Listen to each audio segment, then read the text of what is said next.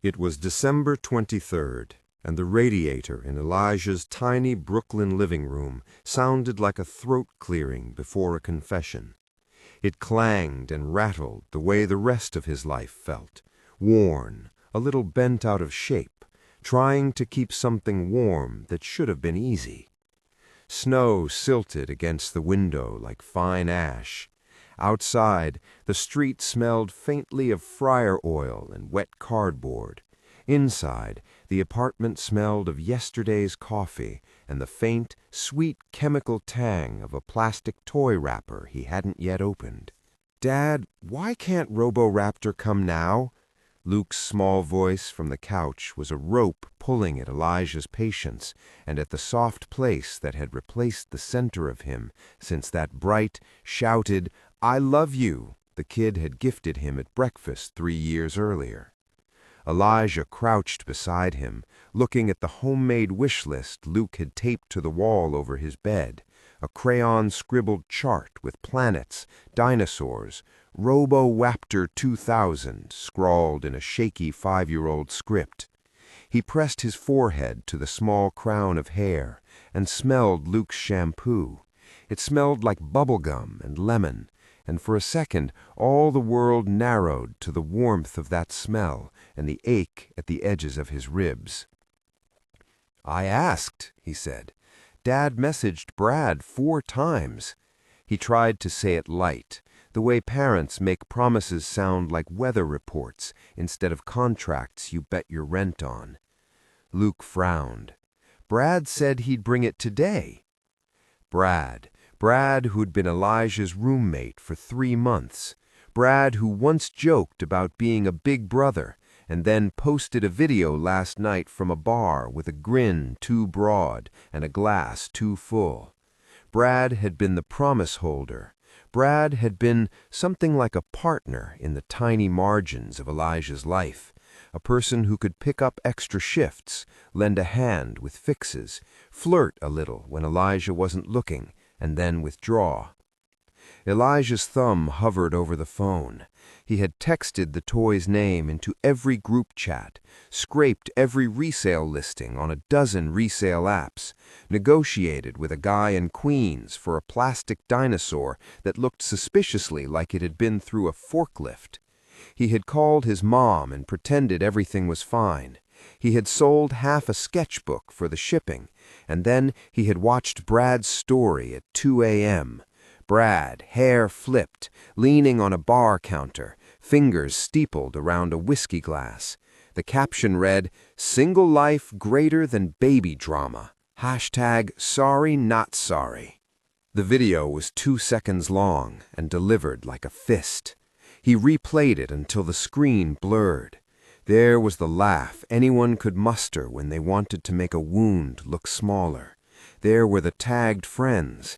There was the world moving on, and him stuck with a kid who would wake up on Christmas morning and find the house full of socks and yesterday's pancakes and no Roboraptor.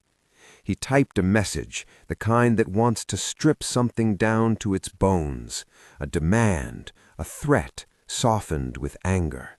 Fingers shaking, thoughts jagged. He drafted something that would make Brad feel the small, private panic Elijah felt. "Bring the Roboraptor to 14B by 9 p.m. tonight. No games. If you don't show, I'll burn those stupid suits you love and post everything I have. Don't make me do it." He read it back once, letting the heat of it settle. It felt ridiculous, immature, dangerous in its promise, but anger registers as a gasp. He hit send. Except he didn't send it to Brad. He mistyped a digit, the kind of tiny error that could have been a comma in a sentence, but in this case was a canyon between his light and the thing he wanted most to give his son. The text left his phone and sailed down into someone else's world. On the screen, it looked absurd. A living room, a radiator, an exhausted 30-second panorama of poverty and care, and beneath it, the stark black box with his typed threat. The wrong number was a new number saved as work in his phone from last month, a contact he'd never properly named after an art supply drop-off. He supposed you could call it carelessness or the universe's sense of humor. His thumb hovered over the screen, half expecting a reply that would be another insult, another excuse. Instead, there was a small, polite bubble. Seen. He sat on the couch as if he'd been struck. The radiator clanged on, as if to tell him he wasn't dying right that second. Luke chewed on a crown and built a Lego fortress. Elijah's conscience did its slow, boring work. Feel guilty, apologize, accept that you looked like an idiot. And then the phone buzzed again. The message that arrived was simple, deliberate. It read, "I am coming." He should have felt relieved. Not everyone with an unknown number was out to complicate Christmas. But relief came with a prickle at the base of his skull, like cold. His brain cataloged possibilities: a neighbor with a heart, a prankster, someone who'd be offended by arson jokes. It didn't catalog the one possibility that seemed ridiculous, and yet, night after month of scraping by, inexplicably plausible: that the wrong number belonged to someone who could break a crate open and make a plastic dinosaur appear like a conjurer producing a rabbit. He texted back, unmoored, "Who is this? How do you have my son's toy?" There was no immediate reply.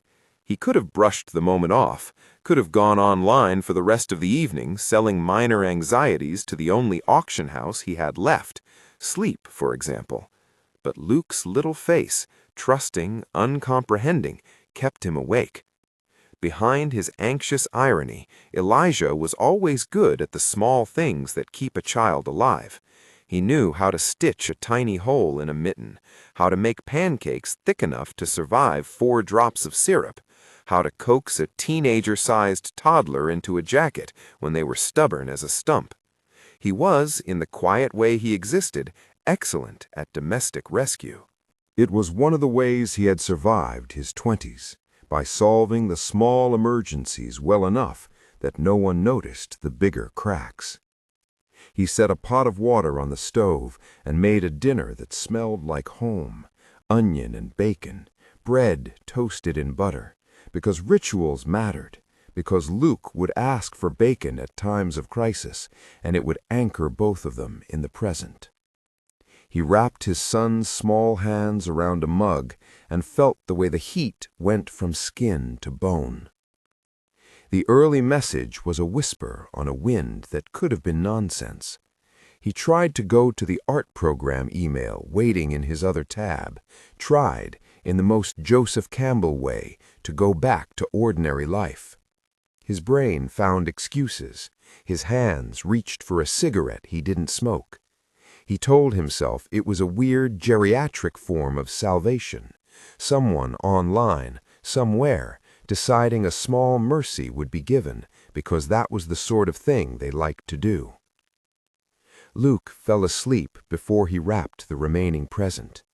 Elijah sat on the couch with his phone on the coffee table, the screen small and insistently bright. The radiator hissed. He imagined midnight, imagined a porch light, imagined strangers who might knock and lighten a child's morning. He imagined Brad laughing in some row of hotel lights. He didn't notice when his phone buzzed again until the apartment blocked off, a different tone, a different space inside the vibration. A photo appeared then. It was a picture of a crate lid slightly ajar, a tail of red plastic visible between straw packing. The caption beneath the image was a single line, "For Luke." Elijah's laugh that came out was too raw to be comfort. It felt like a sob turned into a short wolfish exhalation. He typed back, "Thank you. Who are you?" His hand hovered. Then he added, "If you're some kind of joke, I will file a police report and—" He stopped. It sounded both pathetic and absurd. He deleted the last clause. Seen.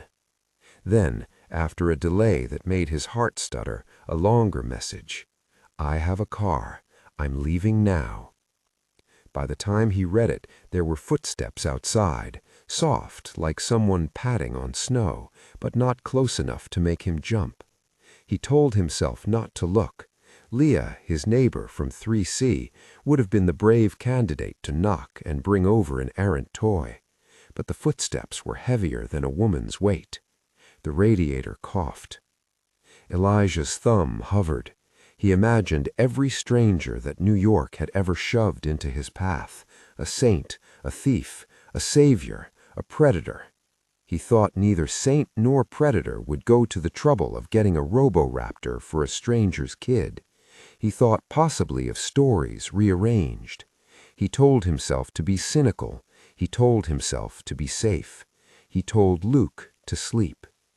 And then, because the world kept surprising him like that, there was a dull knock at the door, a polite single knock that asked for permission rather than demanding it. Daniel's smile in that moment was brief, like a flash of cold morning sun, and then the man turned as if to leave, the snow clinging to his coat like a reminder. "Wait," Elijah said, suddenly uncourteous with the life he had been trying to hold together. Are you alone? Did you come—" He stopped, the question a cartoon in a narrative rimmed with danger. "Alone," said Daniel, "but I have a driver. You'll know him. He doesn't like small talk." Before Elijah could form another inadequate sentence, Daniel added, "I was closer than I thought. It was a small detour." There was something theatrically precise in the way he said it. Elijah imagined warehouses, mahogany tables, men who wore suits but whose gestures were measured in different currencies. He imagined decisions and a network that could bring a child's toy like a consecrated object to a window on a stormy night. Elijah could have asked the obvious questions, that this was too much kindness, that no one showed up on strangers' stoops with wrapped toys without something else in the margins. But Luke had already scrabbled into Daniel's offered lap, accepted the cardboard treasure with the blissful, porous trust only children have.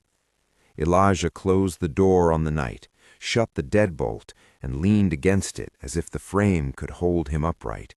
He wanted to think about gratitude, about small miracles. Instead, his brain cataloged possibilities like a frantic librarian. Who pays and who gets paid? Who delivers and for what price? He opened the box anyway. The roboraptor was better than the photo he'd seen online. It had a sheen to its plastic, a row of sensory lights along its back that blinked when Luke pressed a button. It made a small electronic roar that sounded like a dragon getting chastised. Luke laughed, and the sound scraped the rust off some part of Elijah that had been too tired to remember how to feel joy. Daniel was still there, boots planted, as if he had nowhere else urgent to be in the city. "You don't have to stay," Elijah said, feeling both absurd and ashamed for making an offer so small-sounding in the face of this stranger's unexpected arrival. Daniel tilted his head, listening as if the radiators and the city's muffled sirens were arguments he could weigh. "I don't usually, but it's snowing." That was a line, a literal reason and an excuse dressed up as prudence. It both explained and did not. Elijah felt his own private hope, a thing he tried not to nourish, because hope without guarantee had been the slow drip that corroded him into worrying patterns. The radiator banged like an anxious heart. Daniel surveyed the apartment with an economy of movement Elijah was not invited to analyze. He noticed the framed prints stacked near a wall, the small pile of unpaid bills on the kitchen table, the kid's bed that smelled of lemon shampoo. He sat on the edge of the couch as if to make a point and poured himself a single measure of whiskey without asking. "You don't have to tell me anything you don't want to," Daniel said. "But if it's okay—" He looked at Luke, then at Elijah. "If it's okay, I would like to stay for a while. I have a room in town. If you would feel better, I can be close." The offer had a sound to it, and it wasn't a proposal of rescue so much as a placement of resources. It was Daniel's way of saying he would be near, enough to fend off certain kinds of trouble. There was no pomp, no promise to fix everything, just a placement of something like safety into the space. Elijah wanted to say no. He wanted to be independent, proud, capable. He wanted to keep his life small and messy, and theirs alone. But the look on Daniel's face, softened round the edges when he saw Luke, was a kind of promise that didn't taste of coercion. It tasted like materials, a roofline, shoulders, an ability to make space for people. "Stay," Elijah said, because sometimes decisions were born not in courage, but because the night was cold and a crate had appeared on the stoop, and his son was playing with a roar-ready plastic dinosaur on the floor. "If you want to be near, yeah, stay, for tonight." Daniel nodded, unbothered. He set his drink down, and with an ease that made Elijah nervous and oddly grateful, began to tend to the small domesticities he apparently knew by practice.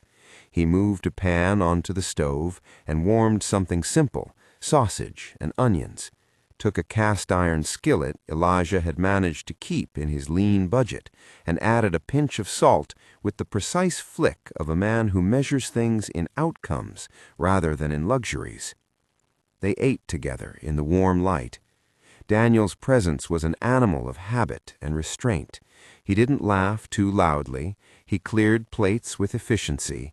He asked Luke questions that elicited the child's delighted list of dinosaur facts. Elijah found early sparks of something like levity. The man could talk to a child with a patience that didn't sound practiced. Later, Elijah found himself cleaning up and noticing small things. A very light scratch scar along Daniel's knuckle, the way his hands were surprisingly gentle when he handed a bowl to Luke, the faint familiar scent of sandalwood that clung to his coat. At the edge of the room there was a photograph sitting in a cheap frame, someone in the background smiling in a way that made Elijah's chest tighten. Daniel noticed his glance and picked up the picture. "My sister," he said quietly. "She loved small things like this." He didn't elaborate. The pause was an instruction and an invitation. Elijah's own throat tightened, as if grief could be traded for a story with an ending. When the boy fell asleep, wrapped in a blanket with the robo-raptor curled like a plastic guardian, the apartment exhaled. Daniel offered Elijah a whiskey.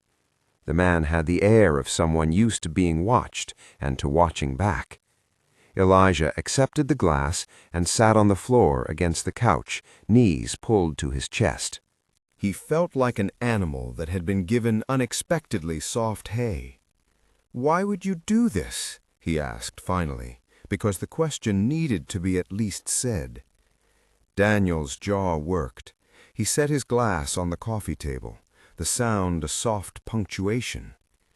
"Because I thought someone needed it," he said simply. "Because my house is too quiet, and because sometimes small things matter more than a ledger." Elijah laughed, a wet little thing, and then, impulsively, reached up to touch the side of Daniel's face. The skin there was warm and real.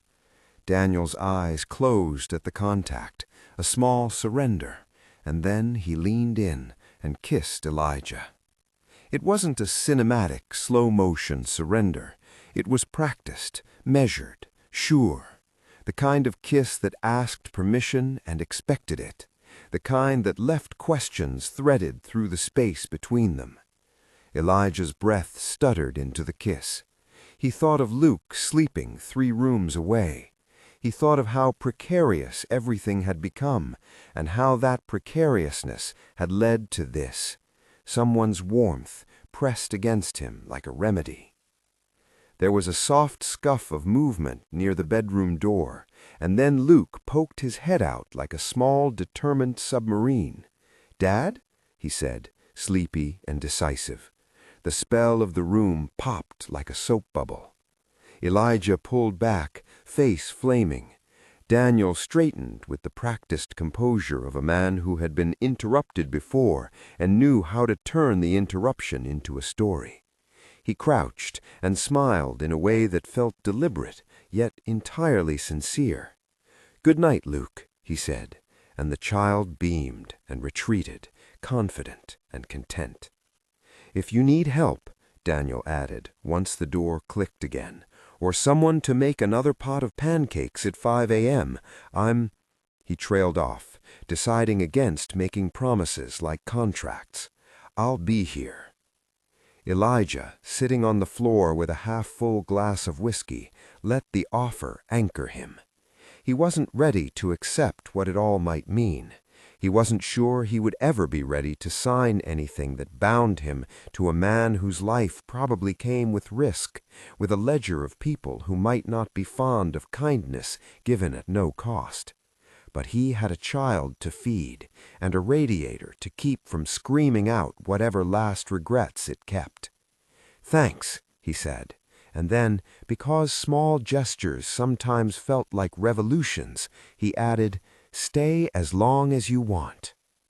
Daniel watched him. Up close, Daniel's eyes were the color of wet stone, deliberate and unfathomable. "I don't do long," he said, almost as a rule, "but for tonight I will make an exception." Elijah slept in fitful bursts, waking at the faintest creak, at the slight noise of boots in the hallway, at the small sounds that signal a living thing moving in the night. He woke once to find Daniel sitting by the window, the city a smear of white and lights below, his profile carved like something made to be admired quietly. Daniel's face was turned away, and when he noticed Elijah looking, he didn't speak. Elijah felt in that look the coy friction of two lives now orbited close enough that an accidental send of a text could tug a ship. Morning came brittle and thin. The radiator had calmed.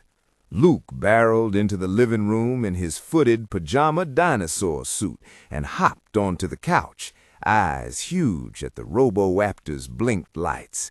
He shrieked with joy, and Daniel vanished into the kitchen, returning with waffles browned to perfection, his hands deft, like someone who'd made 1,000 breakfasts and had learned which ones ended in peace.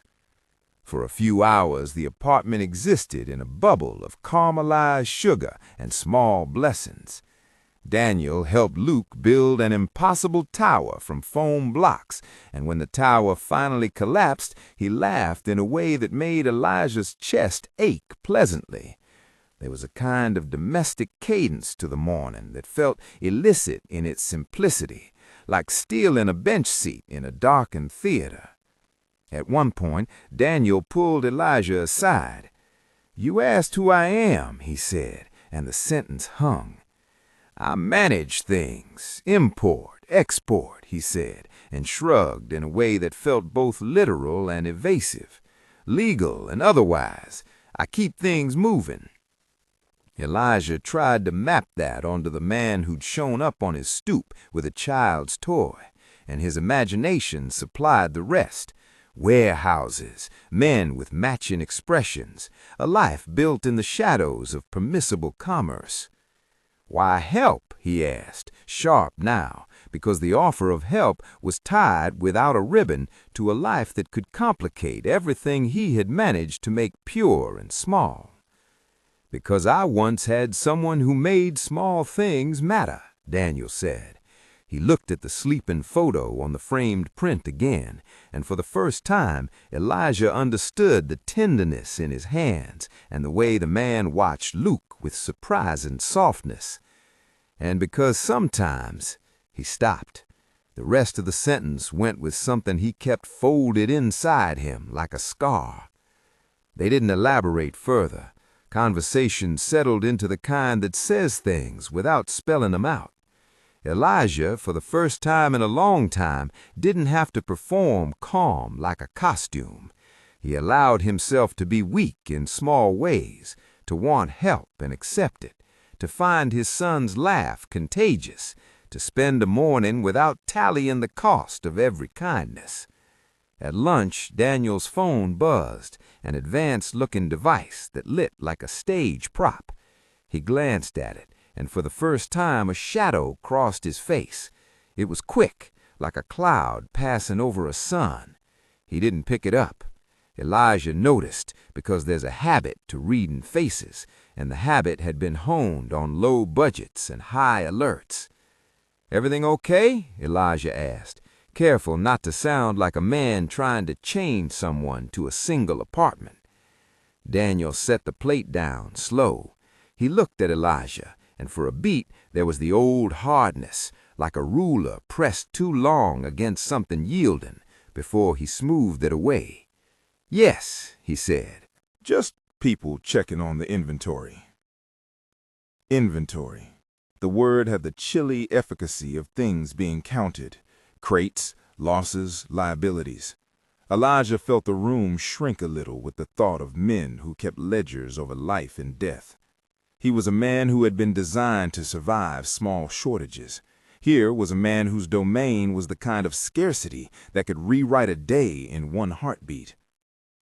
"Be careful," Elijah found himself saying, because the city had taught him the grammar of warnings, and because Daniel's eyes had that distant register, trouble dulled by answers. Daniel's mouth tilted, not quite a smile. "I'm always careful," he said, "but there's a difference between being careful and being alone." His words landed like a polite warning. Elijah didn't want to press. Instead, he turned the conversation to safer ground, Luke's school program, which Elijah attended like a soldier on leave, small badges earned in the civics of childhood. They spoke about Luke's drawings and the way the RoboRaptor's batteries might need replacing. They discussed tree lights and whether reindeer should be included in the Christmas decorations. For a few hours, they were a found family in miniature, a tidy trio sharing a meal, planning simple joys. Elijah felt a curiosity blossom. Knowing a man like Daniel carried a cost, yes, but it could also carry warmth he hadn't expected. The man could be brutal in other arenas, he suspected, but brutal and kind are not mutually exclusive. People could be both, Elijah thought, the way a skillet is hot and useful. By late afternoon, the snow increased, softening the city's angles into muffled snowbanks. Lights blinked against the window like particles. Elijah watched Daniel from across the room as he stood and folded his coat carefully, inspecting it like a man checking an instrument for war. Daniel's phone buzzed again, a terse vibration that Daniel ignored. "Do you need to go?" Elijah asked, though he knew, reading Daniel's face, that the answer would be complicated. Daniel considered the question, and then sat down across from him. There's a small hush that happens when two people with different vocabulary meet and try to speak in a language that accepts contradictions. "I have obligations," Daniel said, "but I can split my time tonight. There are things that—" He stopped. "If something happens, if someone comes, they won't be polite." Elijah heard the tilt between promise and threat. "Why would something happen?" he asked. His voice was small. He felt the old, rusty landmarks of his life, alone and small, defending a toy with words that could be read as threats. "Because you were angry at someone who wasn't kind to you," Daniel said. "Because words like that can land in places worse than social media. Because sometimes people sell information for a price." Elijah felt his stomach drop. The old smallness uncoiled into a dangerous awareness. Brad's video, the number of men in bars who would trade a secret for a laugh. He thought of the way Brad had laughed. He thought of cheap hands, cheap hearts. "Brad wouldn't," he started, but the sentence trailed into the vanishing point where evidences and motives meet. "People aren't honest about what they'll do for cash," Daniel said. It was a statement of method, a factual thing. If you've made someone feel expendable, some will take advantage of that. The room hummed with a new kind of undercurrent. Elijah's defenses, worn but sufficient, sprang into life. He felt like a man who had been spanked by the sky and told to stand straighter. "Do you think he sold my address?" Elijah asked. Daniel's mouth was a thin line. "I don't know, but we can find out. If it's necessary, we can move you somewhere safer tonight." Elijah's heart kicked against his ribs. The idea of leaving, of packing a bag and stepping into a life orchestrated by a man like Daniel felt like both an escape and a forfeiture. He loved the grind of the apartment, the forms where his son's life stuck like glue. He loved the idea that his little home was his to shape and hold. But then he thought of Luke, and of the way men who'd interface with the underbelly of a city didn't always play fair. He thought of corners cheapened by braggadocio. He thought of his own willingness to craft fixes, like the tiny stitches he hid in Luke's cuffs. He'd fix this too, or he'd make sure someone did. Elijah rubbed his fingers over the glass in his hand and found the timbre of his own voice, practical, wary. "If we move, make it as if we're just on vacation," he said. "No alarms, no big changes. Luke he can't be uprooted again." Daniel nodded. "We'll do it quietly," he promised. "No police reports unless necessary. Discretion is—" He shrugged, and the word carried a different weight in his mouth. "A specialty." Elijah found himself oddly comforted by the notion. If someone was going to take charge of this messy, dangerous thing, he would prefer it be a man with a plan instead of a man with a camera and a laugh. Later, as dusk thickened and Christmas lights flickered on across the block, Daniel drew his coat around his shoulders, and the apartment took on that melancholy gold light that felt like the inside of a storybook. He stood at the threshold, looking once more at the sleeping boy, at the toy at the center of this sudden orbit, at Elijah sitting like a small, brave island. "I will be back before midnight.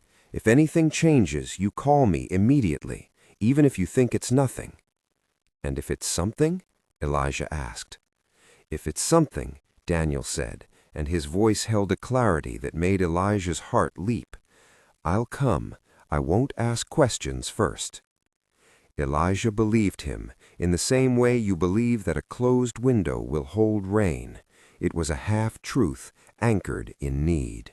He watched Daniel move down the steps and disappear into the snow like a figure in a black-and-white movie. The sound of an engine starting idled in his chest like a future echo. He closed the door and locked it, and for the first time all week he allowed himself a smallness that wasn't desperate, a lightness that could be mistaken for an absence. He made coffee and sat with it as the city blinked and shifted. He imagined the crate, the man, the unmatched kindness that had rescued a toy. He imagined what Daniel had not said, the ledger of things he'd rather not spend words on. On his phone there was a new message from the unknown number. It read, "Tell Luke to put batteries in second slot." He smiled at the care in such a pedestrian instruction. He felt a warmth that had nothing to do with whiskey sweep through him. Someone had shown up when he was most exhausted. Someone had chosen to fix a small thing. But underneath that small warmth was a tension that tightened like a watch spring. The world could be kinder and crueler in the same breath. He felt both fortunate and dreadfully exposed, like an animal resting in daylight, aware that shadows can still bite. He set the phone down and, with practiced hands, wrapped the RoboAptor's box in a cloth and tucked it beneath Luke's pillow. In the dark, he could almost make out the soft rhythm of breathing from the next room, the infant certainty that will make someone brave or foolish. He thought of promises and debts, and how a wrong number had become an unexpected vector into a life he had not planned to share. Outside, the street lamps were halos washing the snow in a pale light, and somewhere down the block a van eased through a drift like a hunting thing. Elijah went to the window and watched the taillights blur. He had a child's toy now, a visitor on his couch, and a debt to a man with a name that meant "God is my judge," if you believed in translations. He had gratitude and fear, and those two things were not strangers in his chest. He turned from the window and caught a flash of movement on his phone. There was an incoming call marked unknown. The screen glowed with the number that had once been work and now, bizarrely and irrevocably, belonged to someone standing on his stoop like a guardian. His thumb hovered before he pressed accept. He breathed in, steadying himself. Outside, the radiator rumbled its tired music. The city hummed, and the snow continued to fall in patient sheets. "Hello?" he said when he answered, because the moment asked for smallness, language that didn't make promises it couldn't keep. The voice on the line was low and amused. "Did Mr. Very get the robo-apter, or did I deliver the wrong house?" Elijah smiled, despite the gravity, because the man sounded absurdly polite for someone with access to crates. "You did," he said. "You really did." There was a pause, not of silence, but of a man's private calculation. "Good," Daniel said. "Stay inside tonight." Lock the doors. If anything, call me, even if it's for waffles. Elijah laughed, the sound a brittle thing that quickly softened. Waffles, huh? Waffles, Daniel confirmed. They hung up, and Elijah watched the phone for a long beat longer, like one might watch a candle before letting it go out. He felt an odd sensation of being tethered to a world larger and stranger than he had managed alone. He wasn't sure if tethered was the word, but it would do. A line cast into deeper waters. He went to bed with the phone on the nightstand, the image of the wrapped box under his child's pillow like a talisman. The snow pressed soft against the windows. Somewhere, in a lane beyond the city, men moved in the margins. Somewhere, a man named Brad drank another drink and probably did not feel the gravity of what he had set in motion. Elijah slept fitfully, dreams made from the small things that now felt dangerously interlaced with larger ones. He woke once to the sound of his phone vibrating, 3 short, quick bumps. He read it in the dark before he had fully left dream track. A photo of headlights in the snow. A single line, "I'm here." He didn't panic.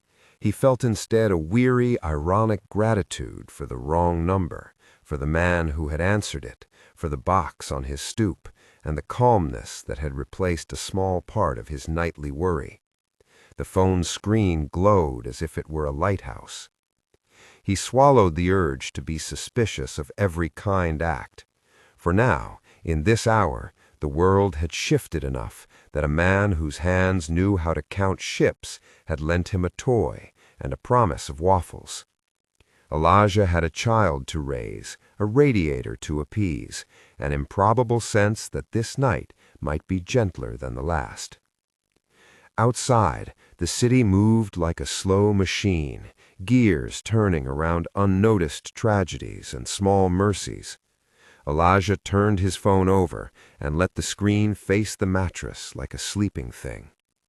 He did not know then that a small error, a wrong number, had set in motion a chain that would pull at the threads of his life, knotting and unknotting in ways that would make him either furious or grateful for the rest of his life. The days that followed settled into an odd, too quick intimacy. Daniel didn't vanish entirely. He split his time like someone with access to a calendar that allowed for improvisation.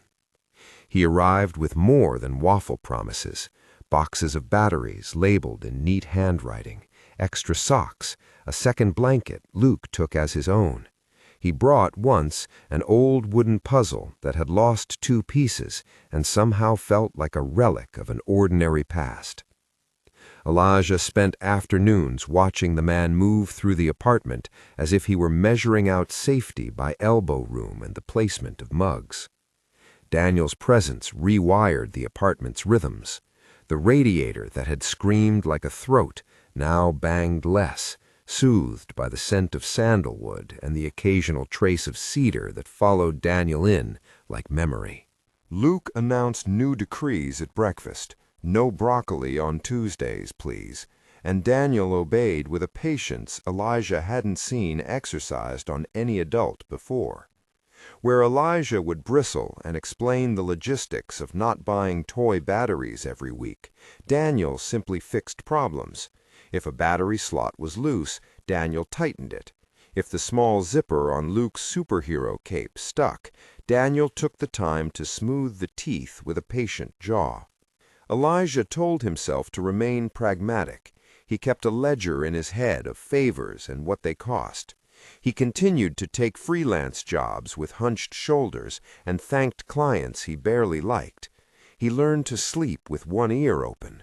But he also learned how a pot of coffee could be made like an act of religion, how waffles could be browned and buttered into ritual. He found himself forgiving minor infractions, the very human things that had once driven roommates out of apartments, socks in the sink, a mug on a stack of unpaid mail, because someone else was now filling the margins with such a steady hand it felt like a gift. Daniel let people into the apartment in measured doses.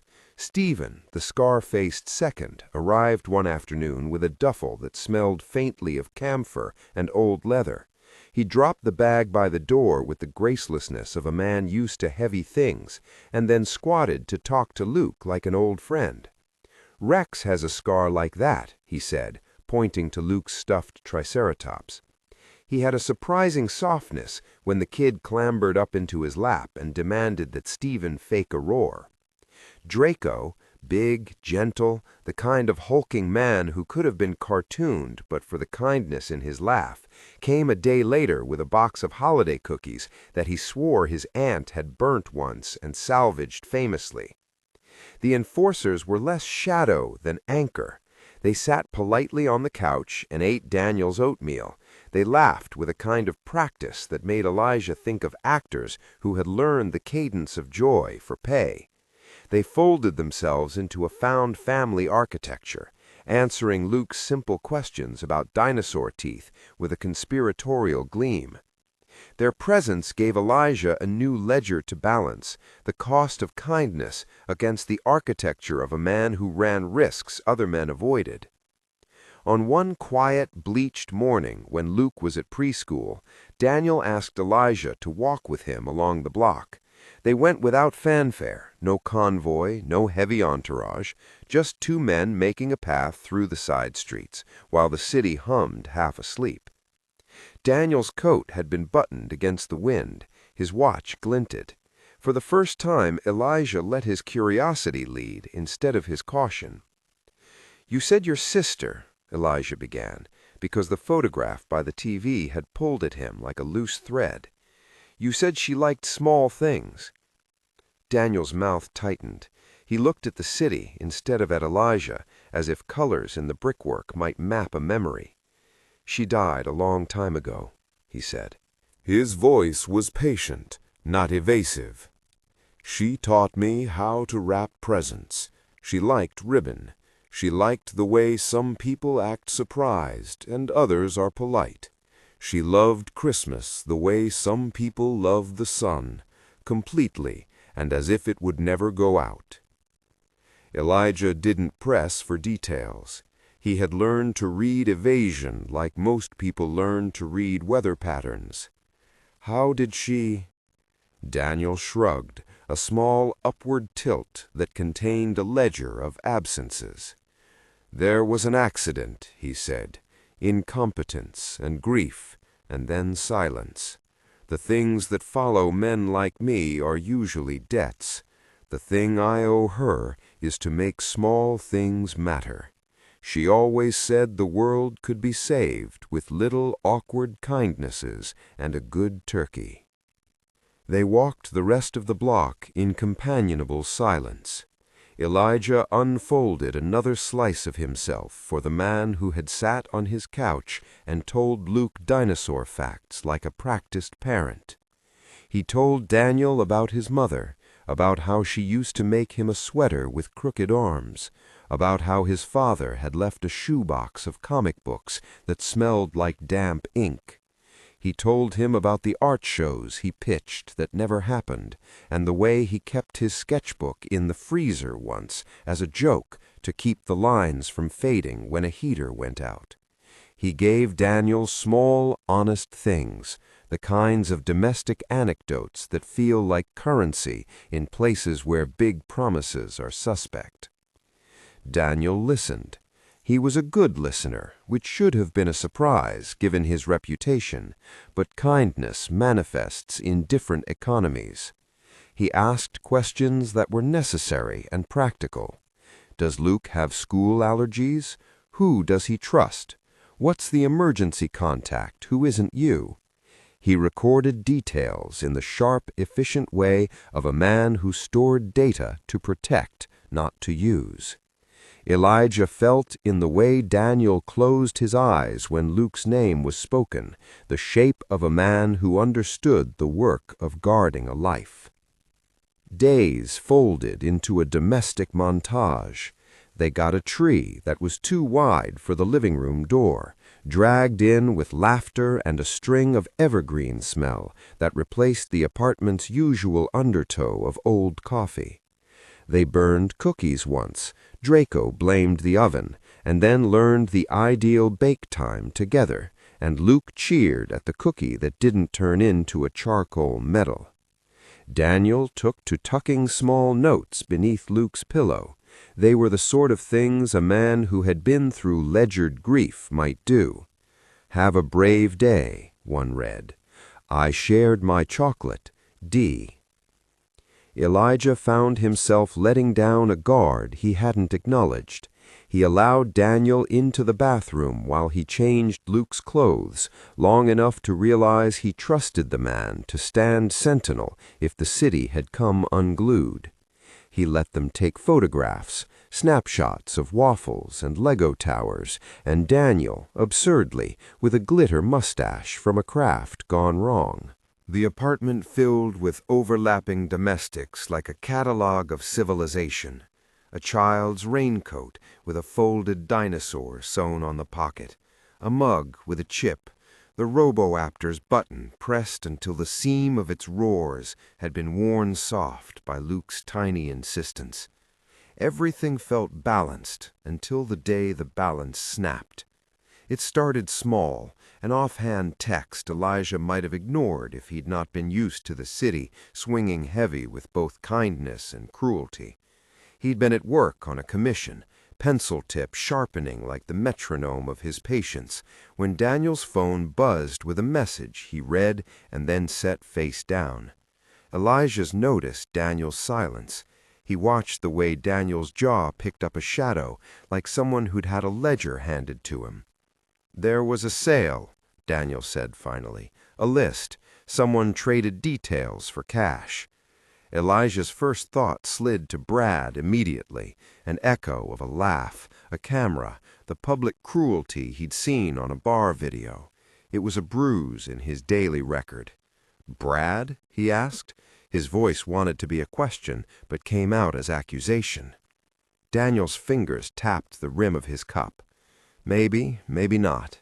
People sell where they can. What matters is why someone would target a small life." He said the last part like a lecture on garden pests, practical, bitter. They took no chances. Daniel arranged a quiet meeting with a woman Elijah would later come to know as a lawyer who smelled faintly of bay leaf and tobacco and spoke in the language of containment.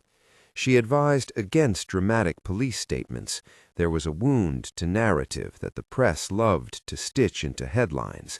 But she took notes and said they would file reports quietly, get statements from witnesses, and, if necessary, apply pressure in ways that did not require cameras. "You can stay," she told Elijah, in a voice that softened with professional pity. "We can make it look like everything is normal. He can be a roommate for a while. Keep your receipts and trust the people who are actually helping." Elijah nodded. It felt like a series of small forts being built around the word normal.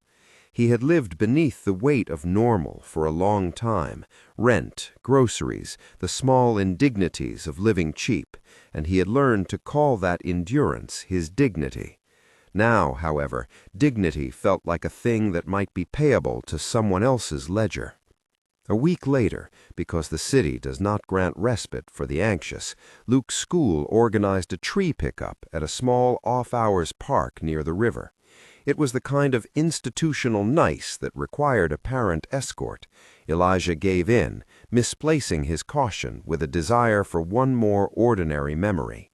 He took Luke, tucked his hand beneath his small son's elbow, and they walked beneath a sky bruised for snow. They were not alone. Parents milled with thermoses and ornament-strewn mittens.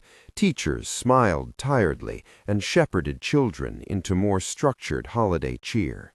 For once, Elijah felt the world tilt ordinary, a slow, merry gear. Luke tugged at his sleeve and demanded they buy a hot chocolate from a vendor who smelled of cocoa and cinnamon. There was a man reading a paper by the park's edge, an older guy who smiled at children like he'd done it before. There was a white van idling by the curb, the driver pretending to admire engine sounds, not unusual in a city that keeps odd vehicles for legitimate reasons. Elijah spotted a familiar curve in the street, a delivery van waiting for a client. He thought little of it until the van's side door slid open and a hand reached out with an ordinary, practiced quickness. It happened fast, because danger likes to be efficient. A man, thin, with a newspaper folded under his arm to cover the tell of a gun in his hand, stepped from the van with a motion that tasted rehearsed. Another man, big and quick, pushed into the crowd like a rude wind. A third moved toward the playground with the soft creep of someone who thought he could blend into human folding. Someone shouted, a sharp panic cry that carried like a dropped plate. Children scattered. A teacher, Henderson, the school guard, who had been on duty at the field gate, immediately stepped forward. His bulk was urgent. "Get them away," he yelled, professional and precise. For a moment, Elijah thought the whole scene would resolve into grown-ups corralling kids, and things would be messy but survivable. Then the thin man raised his arm. The paper uncurled like a mask, and a gun flashed in the winter light. Elijah moved before he made the calculation. Instinct is not always wise, but it is fast. He pushed Luke behind his legs, a reflexive animal movement, and felt the fabric of his son's jacket scrape under his hands. A second attacker lunged for a child's backpack. Someone knocked a thermos, and hot chocolate arced in the air. He heard the first shot. It wasn't the cinematic boom he had imagined in films. It sounded smaller, harder, closer, like a bone cracking. Panic was sharp and edible in the air. Parents screamed. A woman dropped to the pavement, clutching her arm, the roundness of reality painting itself in the suddenness of pain. Daniel's reaction was as if he had been waiting for a cue. He didn't run. He moved with the economy of someone who had practiced violence the way others practiced chess. He pushed past bystanders and lunged, not because he enjoyed motion, but because he calculated the routes of danger and blocked them like a dam. The world narrowed to beats, a van tire squeal, a staccato of shouts, the slap of shoes, the metallic ping of a radio someplace in a pocket. Daniel's hand closed around the thin man, and with a motion both brutal and disciplined, twisted until the gun skittered from the man's grip. It clattered across the snow, a dark punctuation mark. A second attacker swung a fist. Daniel met it with an elbow that was both precise and punishing. There were more people than Elijah expected to move. Stephen and Draco arrived from the corner like two shadows grown solid. Stephen's scarred jaw worked. Draco's great arms took the other attacker. Together they moved as a unit that had practiced this choreography until the edges of muscle remembered the roles. The van, perhaps unnerved by the sudden noisy commotion or by the sight of men trained for more insidious work, pulled forward, then backward, tires biting into snow and skidding. It tried to leave, and in its hurry, the driver misjudged momentum and clipped a park bench. Someone shouted about the driver's leg. The van's door clacked open, and the remaining men bolted, leaving a chaos trail behind them. Elijah stood stunned, adrenaline sharpening, then flattening like rubber. He'd been grazed, an angry white line across his forearm where someone's aim had miscalculated. But Luke was safe, and that fact detonated every other fear into a single, clear thing. He would not have to be brave alone. Police arrived with the mechanical efficiency of an animal trained to respond. Someone called for ambulances. The woman with the hot chocolate had been cut from shrapnel from the bench, a real wound that required attention. Henderson, the school guard, took statements and kept his composure like a man who knew when to fold up panic and when to deploy order. Elijah found himself giving a statement with his hand still trembling. He explained concisely what he'd seen. He praised the teacher who'd moved children behind a sculpture. Daniel stayed close without smothering. He checked Luke's tiny face, peeled his jacket open gently to make sure nothing had pierced the fabric, then knelt and tucked the child's hair behind his ear, as if it was the only item of tenderness left in a world where violence could be banal. Daniel's fingers were warm. He didn't say heroic things. He spoke in small, practical commands. Back up. Give him space. Tell Henderson what you saw. Lawyers and policemen moved in later frames, paperwork, PR, calls to people who could buffer the story from the press's hunger for spectacle. Daniel offered to pay for medical bills before the paramedics had time to cluck about forms. He called a woman Elijah would later know as Gianna, his lawyer, who prepared the paperwork to make sure statements would not be overexposed. She did it with the same calmness Daniel had used on the first night he'd come to the door with a bow on a box. The legal buffer mattered, but Daniel's real intervention happened in quieter moments. He sat with Elijah in the emergency room waiting area until the bleeding stopped and Luke's face returned to a color that made Elijah stop breathing unnecessarily. He stayed through the interviews and quietly arranged for the family to spend a night in a safe house. The room was small, spare, like a motel used by people who needed to disappear for a week. There was a TV that didn't work, and a kettle that had seen more caffeine than clean water.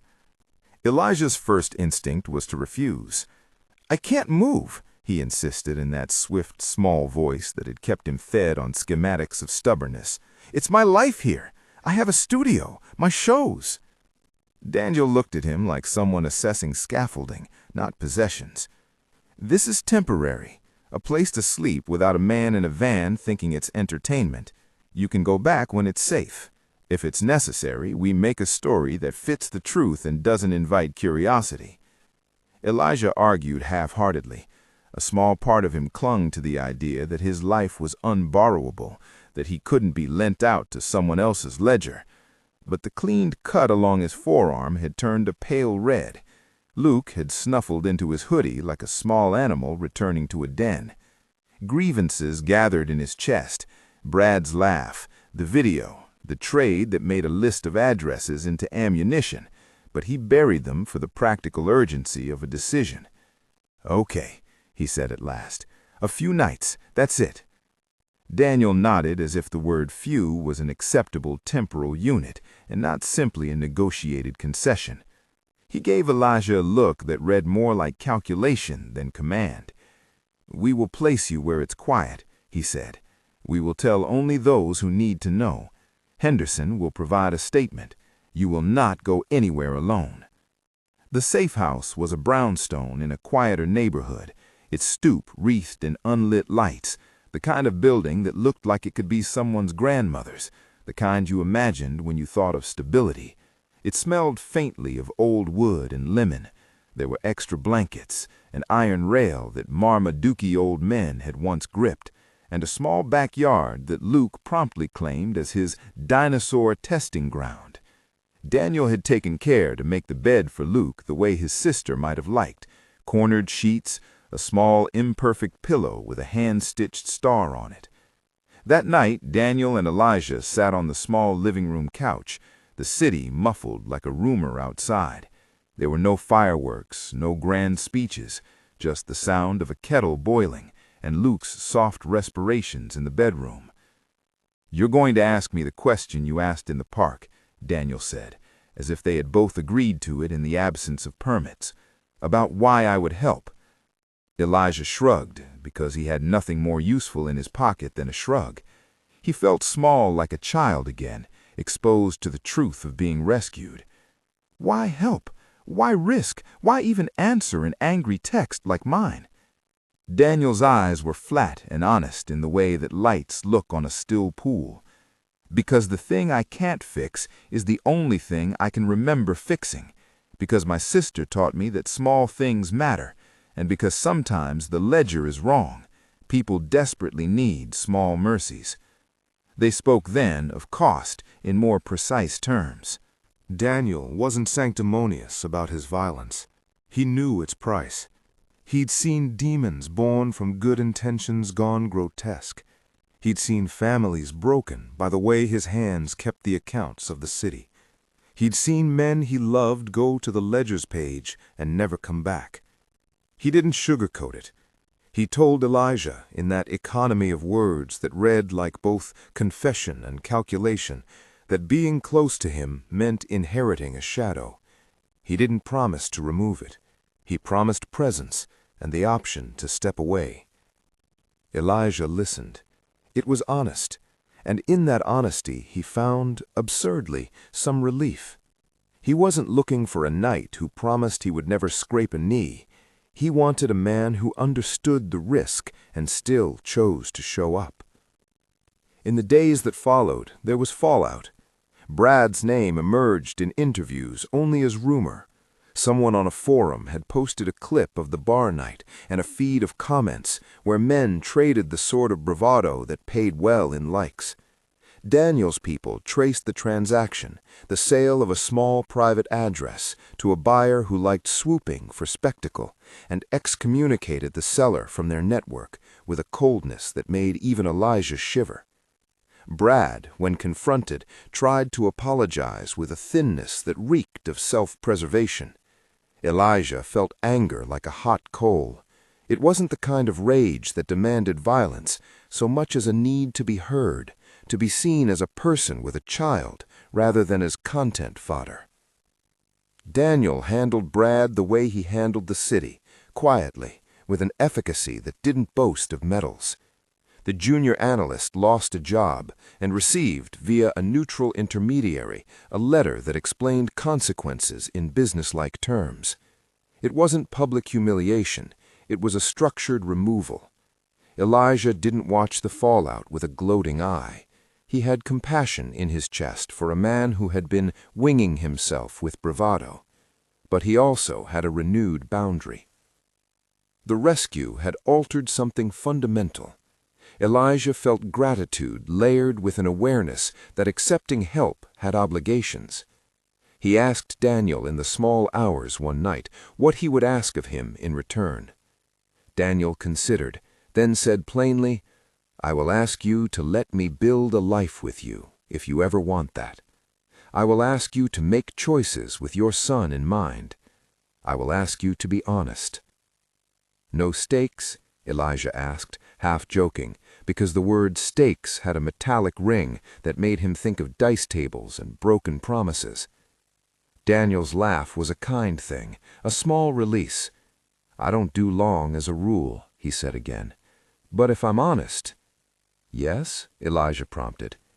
"If I'm honest," Daniel said, and the words moved like a tide, "I want a life that has noise and small messes and someone to sit across from at breakfast.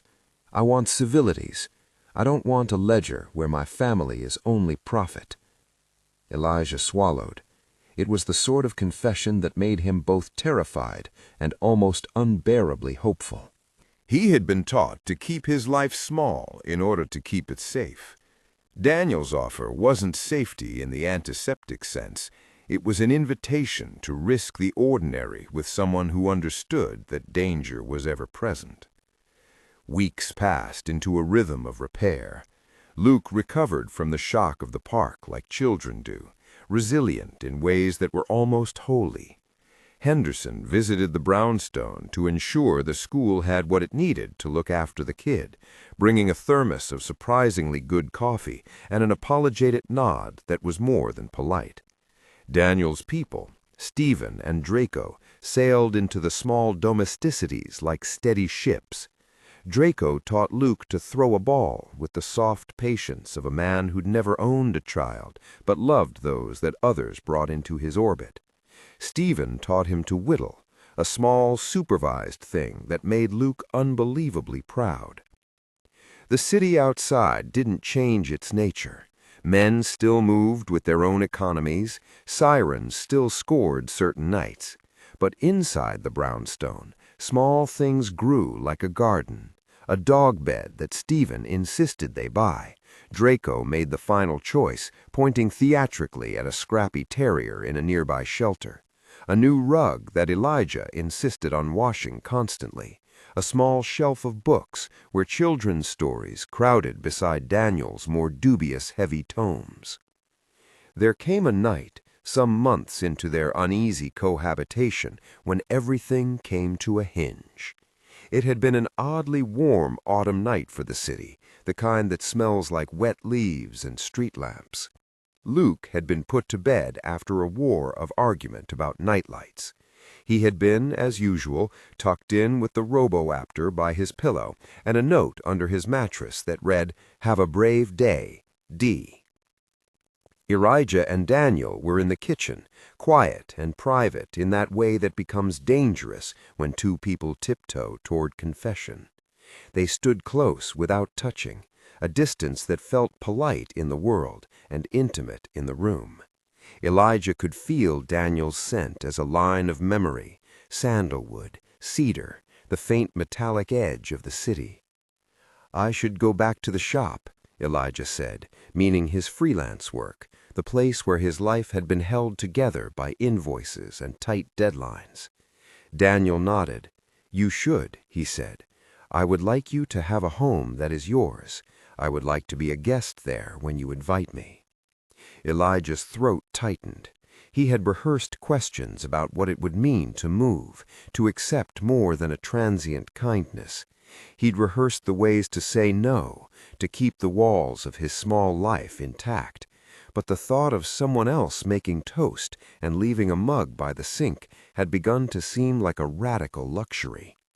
He turned. The question he wanted was small but seismic. "Do you want us? I mean, like you and me, not as business, not as ledger, just us." Daniel's expression changed then, something that cut through the practiced reserve to a more raw place. For a sliver of a moment, Elijah saw the man who had been shaped by grief and ledger, and who now faced the possibility of rewriting the margins of his life. "I want you," Daniel said slowly. "I want your life, small and untidy if you'll have it. I don't ask you to undo yourself. I ask to be included." They did not dramatize the moment with fireworks. There was no cinematic declaration. Instead, the ask itself was both petition and permission. Elijah felt a wash of warmth and a soar of fear.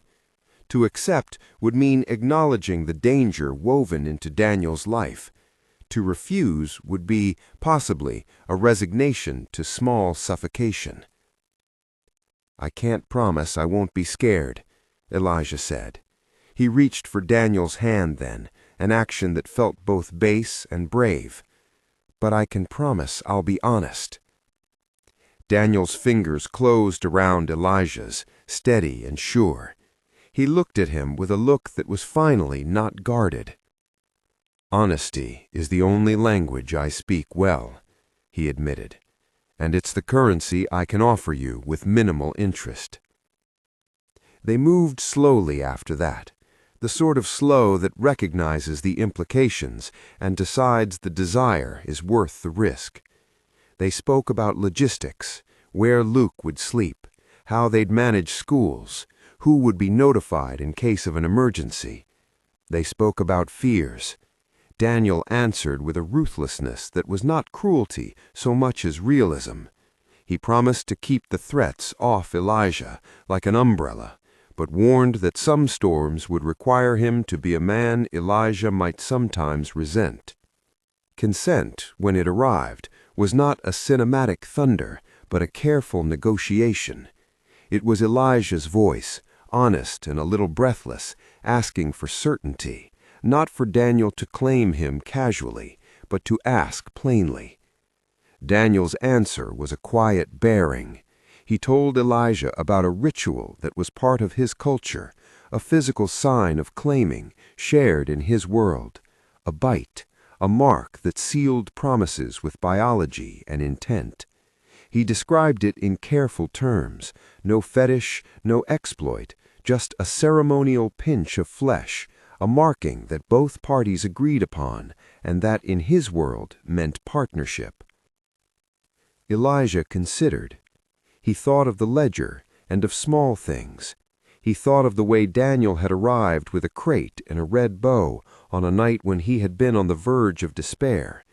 He looked at Luke's sleeping profile, at the toy's faint blinking lights, and felt the gravity of decision. He turned to Daniel and met his eyes. "If I say yes," he said, measuring the sentence like a seam, "it will be because I choose you, not because I was saved by you." Daniel's thumb stroked the back of his hand, a small, gentling motion.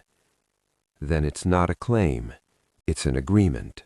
They agreed on boundaries. The ceremony would happen privately when Luke was at his father's sister's for a sleepover that had been arranged with precise, small lies about Grandma's holiday baking. They laid out before it a list of vows, small human things, and Daniel added a promise he insisted on making out loud. "If anything ever hurts you because of me, I will put you and your son first, always." Elijah's assent was careful and deliberate. He asked questions until he felt anchored. He requested the presence of a nurse, someone, to be sure, who could stitch and monitor should the mark need tending. Daniel agreed, arranging it through ways that needed no further explanation than a paid call and a person's discretion. The nurse was a woman named Rosa, with kind hands and an efficient calm. She had a small medical kit and the look of someone accustomed to being discreet with others' bodies. When the day came, it was ordinary in almost every other respect. Luke went off to a sleepover with an aunt by marriage who loved his dinosaur pajamas and took pictures of his antics. Elijah kissed his son's forehead in the light and watched him walk away like a small captain on a troop of two. The back door closed. The house hummed with absence. Elijah's throat tightened with the weight of the step he was taking. They met in the living room, where the radiator's grumble was now a familiar song. Daniel had the nervous humility of a man who had read too many ledgers and decided to risk one of his own. Rosa sat with the medical kit on the coffee table and an air of professional kindness. Daniel's hands were warm, his eyes slow and reverent. He asked Elijah once more, with the same clarity he had used on the first night when he asked permission to stay. "Are you certain?" he asked. "No pressure. If you change your mind, I will accept that, and nothing will change. I will not force you into anything." Elijah thought of nights when he had felt dangerously alone, of the way small handmade promises had kept him and Luke afloat, of the man who had brought a crate with a red bow. He drew a breath and felt courage like a small animal waking. "I'm certain," he said. The bite was not graphic or pornographic.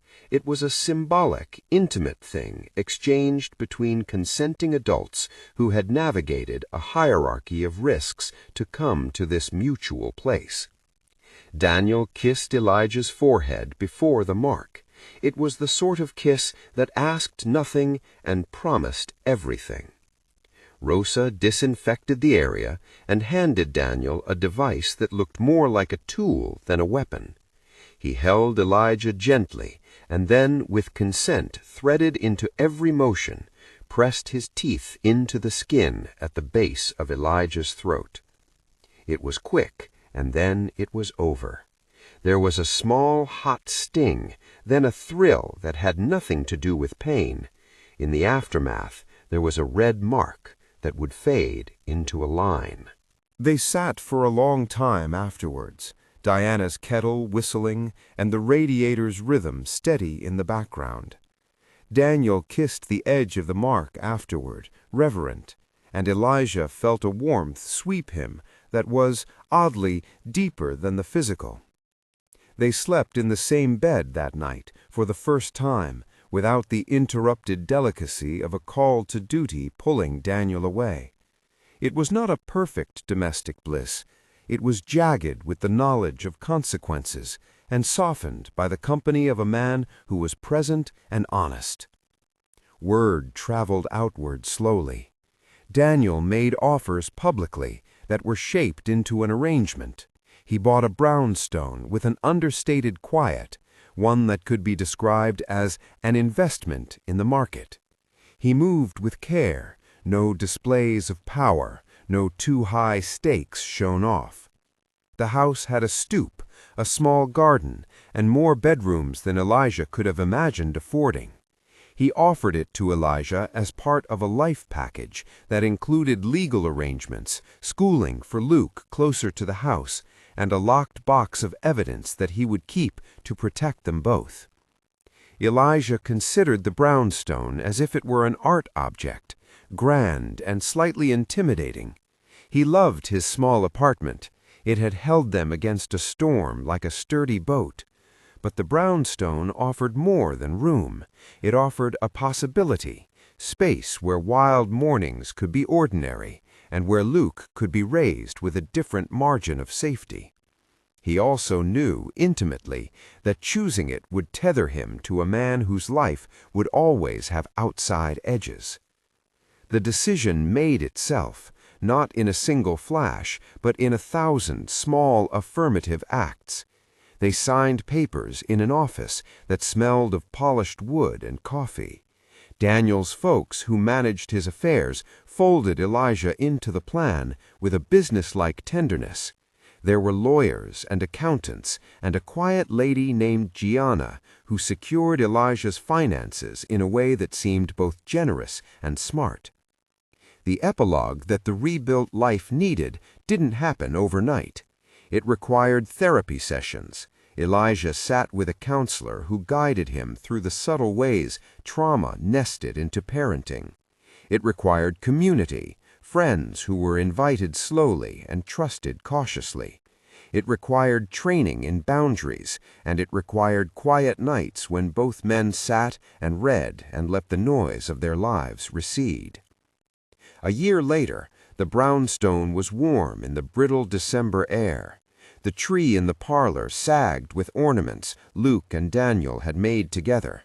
Santa-shaped pancakes had once more become a ritual on Sunday mornings, and the dog, named Rook after Draco's favorite chess piece, slept in a heap by the hearth. There were mismatched mugs in the cabinet. There were stacks of sketchbooks on a table, and a watch on a dresser that Daniel handed to Elijah as part of a quiet ritual. It was a simple watch, old-fashioned leather, a face that told time with an honest mechanic's precision. "It's to help you keep appointments," Daniel said, and the humor underneath made Elijah laugh. "Also," he added quietly, "so I know if you'll answer my call, you handsome coward." Elijah took the watch. It fit oddly, like a symbol made physical. "You know I don't always answer," he teased. "You will answer me when it matters," Daniel said. His voice had the steady thickness of someone who had surrendered some ledger pages for another man. Luke barreled into the living room, hair a glorious mess, wearing a hat Daniel had knitted badly but with sincere enthusiasm. He launched himself at Elijah and nested like a living hot water bottle. "Look!" he cried, holding up an ornament painted by Lego hands and covered in glitter. "Roboraptor's first ornament!" They moved through the day with the magic of an imperfect family. Screwed-on lids, mismatched mittens, and the kind of squabbles that presage durability. Elijah watched Daniel carve the turkey in a professional, precise way. He watched the men around Daniel laugh like any found family does, belonging not because of blood, but because of presence. That evening, when Luke was asleep and the city's noise had softened to the occasional distant siren, Elijah and Daniel strolled to the small backyard where lights had been strung across the fence like captured stars. Snow fell in a gentle hush, the kind that made the city feel like a storybook, just for a breath. Daniel stopped and looked at him. "You would still have me?" he said, because even after a year, such questions needed rehearsing. Elijah tilted his head, seeing the man with the ledger of a life who had chosen a small domestic revolution for the sake of a child's laugh. "Yes," he said, simply, "mostly because you make waffles and for the way you fix battery slots. Also because you are stubborn enough to be kind." Daniel laughed. That is not the most romantic line, but his eyes shone with something like content. He reached into his coat and took out a small box. Elijah opened it. Inside was a ring, not flashy, but honest, a circlet with a small stone that caught the pale light. It wasn't a marriage in the old-fashioned, legally binding instant. It was a promise, a continuation of the marking they had begun. Daniel set it onto Elijah's finger with a gentleness that made the world recalibrate. "We don't need to tell the city about the ceremony, but the people in this house deserve a promise that is not only biological. I give you my name and my efforts and my contingency plans." Elijah smiled and said, "I give you my stubbornness. I give you my honesty. And the rest, maybe we can split the tabs." They kissed, a simple, private thing that tasted of cinnamon and the faint tang of a radiator finally loved into silence. There was no grand proclamation, no cinematic anthem, only the feeling of being known and chosen, and of a child who would wake in the morning with a plastic dinosaur and a house that had learned how to be a harbor. Outside, the snow continued to fall, making the city's hard edges soft. Inside, under warm light, a found family bumbled and loved its way through the holidays, misplacing keys and finding each other again. The wrong number text that had begun everything, the mistake that had felt so weighted and ridiculous, had become a hinge for a life built not on ledgers alone, but on the messy, domestic work of care. If someone had asked Elijah to define the point at which he had stopped being alone, he would have said it was the night a man in a black coat left a wrapped box on his stoop. He would have said it was the night when a wrong number answered with the words, "I am coming," and followed through. He would have said it was the slow accumulation of small things, a toy, a kettle, a watch, a bite agreed upon and given with consent. He would have said it was the sounds of footsteps that meant help, not harm. He kept Daniel's older watch tucked in a drawer now, alongside his sketchbooks. Daniel's people, Stephen's gruff laugh, Draco's patient shove, had become the unorthodox neighbors he would choose again. Brad had become a cautionary tale told in a dry tone. Do not put your child's life on sale for likes. The city remained dangerous at its edges, but the brownstone offered a circle of light that kept the worst at bay. On Christmas morning, Luke tore into presents with a joy that was unquantifiable. Daniel stood back, hands tucked into his coat, eyes soft. Elijah watched the smallness of his son's happiness unfold like an old map, revealing a tiny treasure. The Roboraptor roared and blinked, batteries freshly installed in the second slot, as Daniel had advised on that first night. Later, they sat down together at a table that had seen spilled syrup and scribbled grocery lists. Daniel reached across and took Elijah's hand, and there was no scheduling in that touch, only the humane claim that neither of them wanted to leave. The wrong number text, which could have been a tiny, humiliating error, had given them an unlikely constellation, a protective alpha who could also measure out kindness, an exhausted, capable father who could ask for help and accept it, a small boy who knew his safe faces and kept them like a secret. If anyone asked them how it had started, Elijah liked to tell it the way a person tells a story to a friend who needs belief. He would start with the radiator that sounded like a throat clearing and end with the way Daniel had said at the very beginning, "I am coming."